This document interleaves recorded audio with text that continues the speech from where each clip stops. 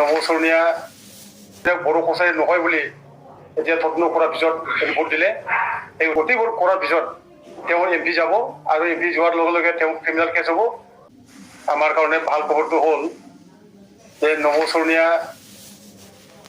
যি জনজাতি নোহোৱা অজনজাতি ব্যক্তিয়ে বড়ো কছাৰী ভুৱা নাম লৈ ট্ৰাইবেল চাৰ্টিফিকেট সংগ্ৰহ কৰি যে 5 বছৰ তেওঁৰ সাংসদ উপভোগ কৰিছিল আৰু লগতে এই কেইমাহমান গ'লে তেওঁ 10 বছৰ হ'ব। ধৰি লওক 10 বছৰ তেওঁ সাংসদ হ'ল আমাৰ জনজাতি বেষ্টনী সমষ্টিৰ পৰা। এই গতিকে আমি তেওঁৰ বিৰুদ্ধে জনজাতি সুৰক্ষা মঞ্চৰ তৰফৰ পৰা বহুতবাৰ আমি আইনীভাৱে আমি যুঁজি দিছিলোঁ। আইনীভাৱে আমি কোৰ্টত গৈছিলোঁ, হাইকোৰ্ট, সুপ্ৰিম কোৰ্ট আমি গৈছিলোঁ। আমি তেওঁৰ বিৰুদ্ধে কৈছিলোঁ যে নৱচৰণীয়া বড়ো কছাৰী নহয়, তেওঁ বড়ো কছাৰী ভুৱা নাম লৈ ট্ৰাইবেল চাৰ্টিফিকেট সংগ্ৰহ কৰিছে। এই গতিকে তেওঁ যি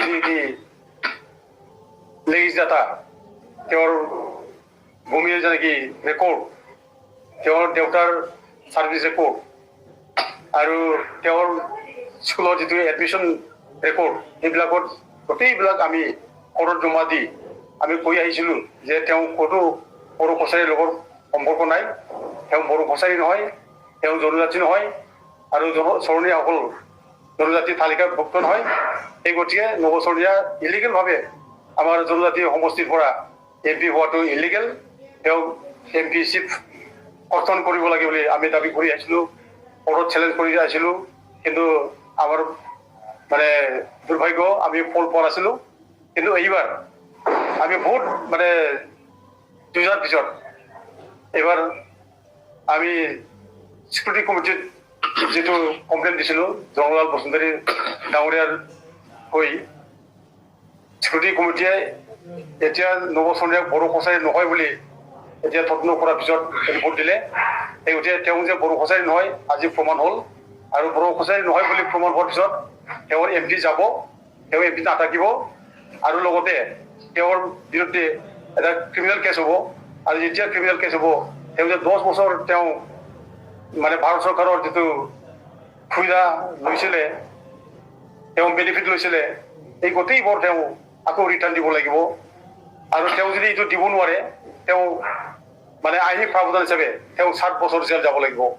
এই গতিকে আমি তেওঁক যে পানিছমেণ্ট দিব লাগে আমি একগোট হওঁ, আমি চব একগোট আছোঁ যে সকলোৱে একগোট মিলি নৱচৰণীয়া যে আমাক ইমান অন্যায় কৰি আছে, যে বড়ো নোহোৱাকৈ বড়ো কছাৰীৰ বিৰুদ্ধে মানে ইমান মানে বেয়া কাম কৰি আছে, বড়ো বিৰোধী কাম কৰি আছিল।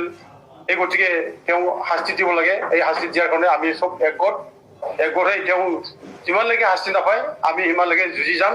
আৰু তেওঁ MP ইমিডিয়েটলি পতন হ'ব লাগে।